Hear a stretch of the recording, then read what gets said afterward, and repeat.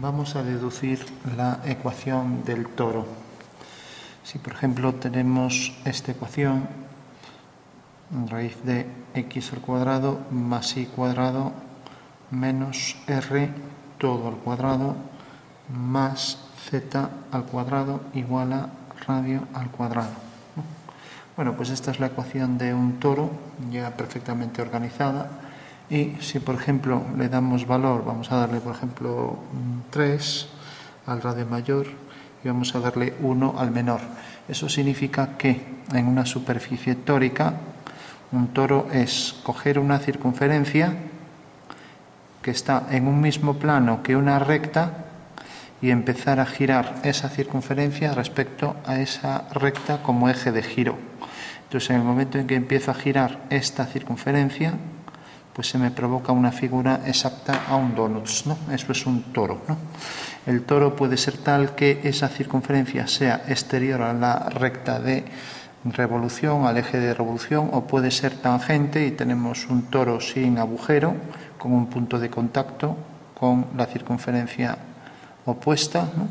Y por último tenemos también el caso de dos circunferencias secantes, ¿no? Cuando realmente el eje de revolución es secante a la circunferencia objeto de giro, ¿no? Entonces en este caso tendríamos, estoy representando aquí la mitad, ¿no? Con la sección de ese toro que no tiene agujero y que no es como aquí que tiene un punto de contacto tangente entre esta circunferencia y esta. En este caso no habría tangencia, sino que realmente las dos se interfieren. Bueno, vamos a ver un caso cualquiera, por ejemplo este.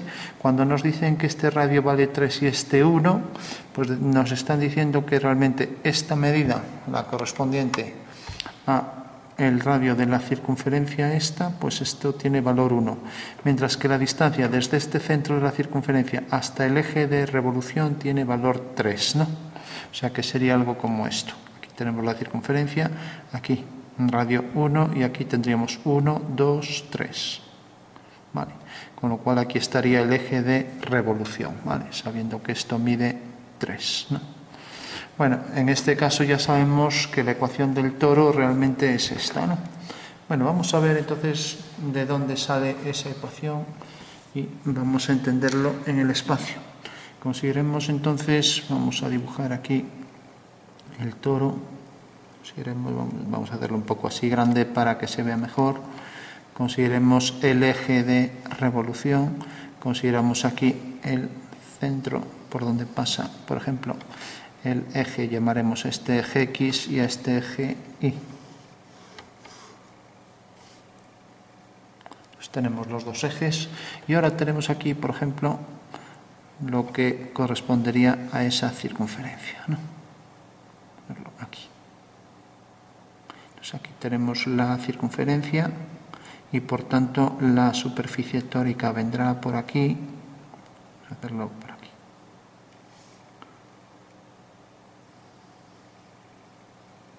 Que esta será nuestra superficie tórica.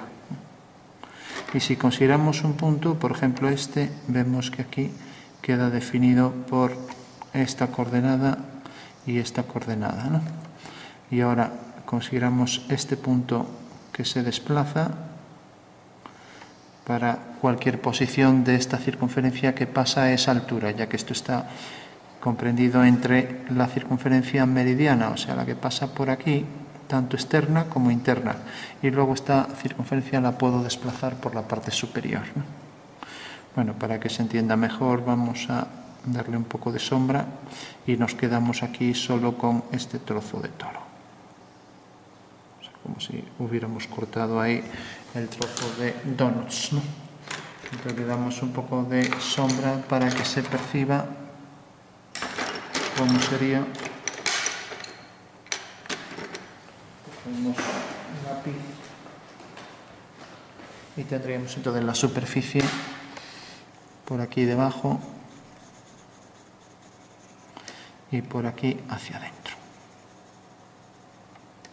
Entonces la parte inferior le vamos a dar un poco de sombra, vamos a hacer por aquí algo más estrecho y luego por esta parte externa también aquí le vamos a dar un poco de sombra a la forma plana, ¿no? Entonces, de esta manera creo que se entenderá mejor cómo sería la superficie. Por un lado tenemos aquí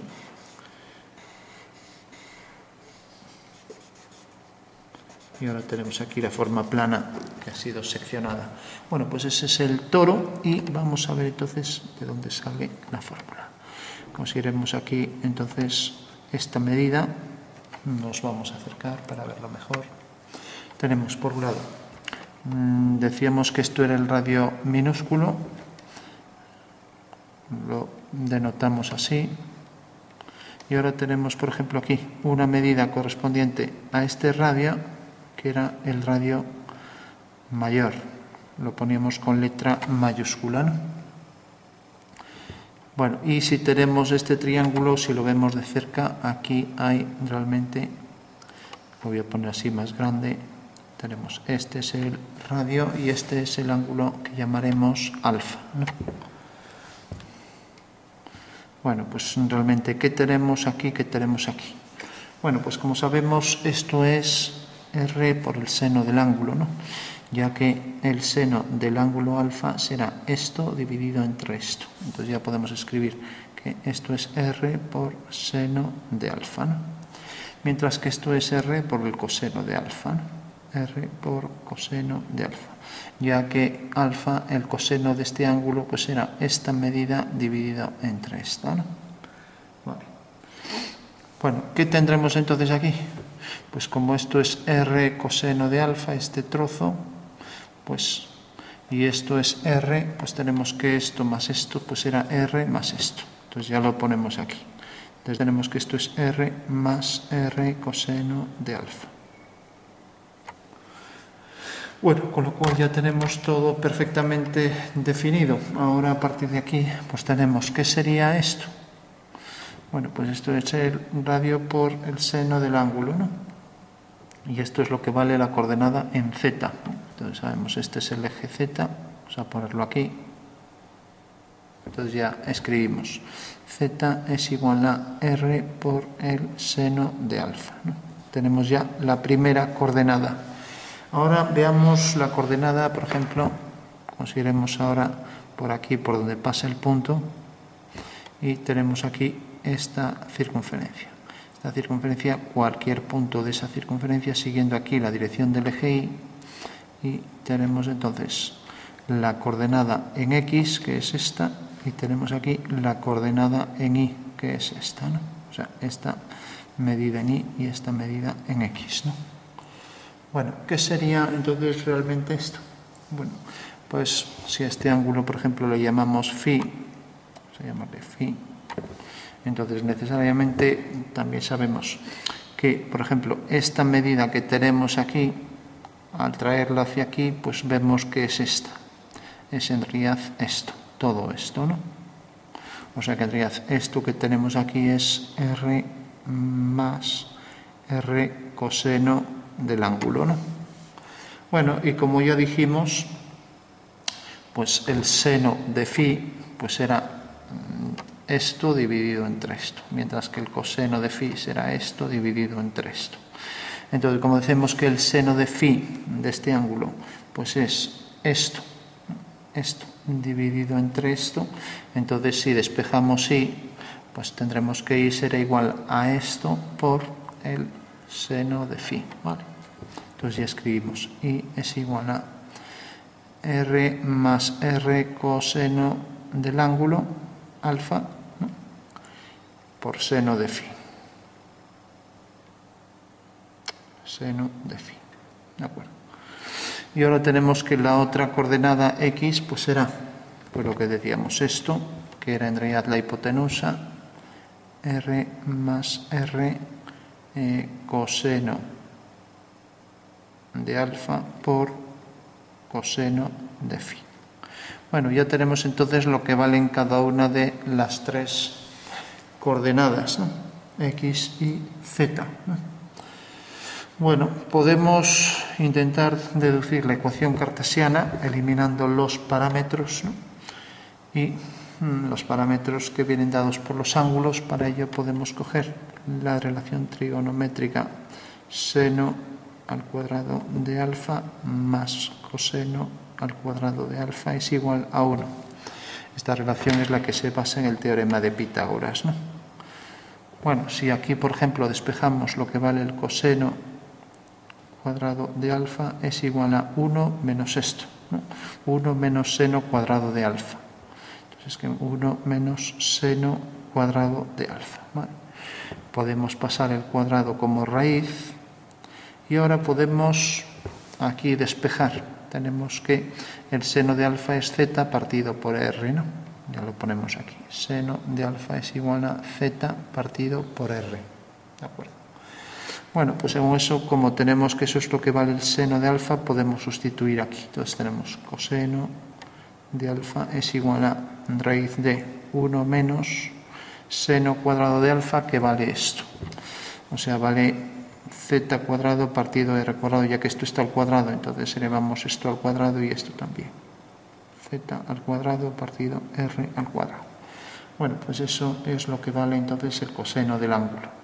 Pero tenemos que x cuadrado más y cuadrado, de esto podemos definir también la ecuación cartesiana. Cualquier punto queda definido por una aplicación del teorema de Pitágoras. O sea, esto al cuadrado más esto al cuadrado será igual a esto al cuadrado. Esto es r más r coseno. Evidentemente es cierto porque si sumamos esto al cuadrado más esto al cuadrado, pues necesariamente pues aquí ya tenemos que estos dos están al cuadrado y multiplica a esto, ¿no?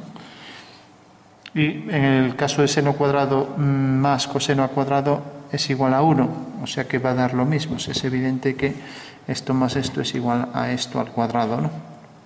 Podríamos sustituir, pero bueno, no es un tema que nos interese. Si ahora elevamos esto al cuadrado, tenemos r más r coseno de alfa por coseno de phi y todo ello al cuadrado. Podemos poner cuadrado y cuadrado, ¿no? Y ahora más r, ahora tenemos el caso de y, r más r coseno de alfa seno de phi, todo al cuadrado, ¿no? Y necesariamente pues tenemos que podemos sacar factor común de esto y podemos ver que x cuadrado más y al cuadrado es igual a, sacando factor común, r más r coseno de alfa al cuadrado, que multiplica a estos dos, coseno cuadrado de phi más seno cuadrado de phi. Pero esto vale 1, ¿no? Entonces ya lo podemos eliminar, porque si uno multiplica esto, pues nos queda realmente esto, ¿no? Pero bueno, esto era realmente lo que estábamos diciendo. Necesariamente esto al cuadrado más esto al cuadrado iba a ser igual que esto, ¿no? Lo que tenemos aquí. Bueno, pues según eso, ahora ya basta con sustituir. Esto ya lo sabíamos previamente, por lo que vimos aquí.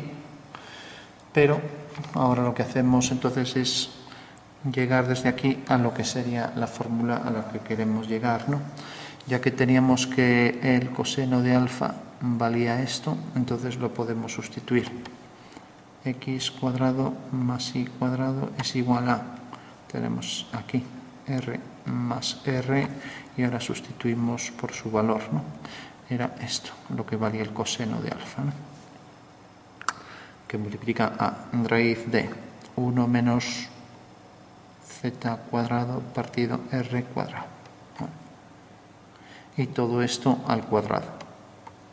Desde nada pasamos el cuadrado como raíz, entonces tenemos x cuadrado más y cuadrado. Este cuadrado pasa como raíz, aplicando aquí la raíz pues desaparece, ¿no? Y entonces nos queda la raíz de este lado, pasamos el r y nos queda menos r igual a r, que multiplica a raíz de 1 menos z cuadrado partido r cuadrado.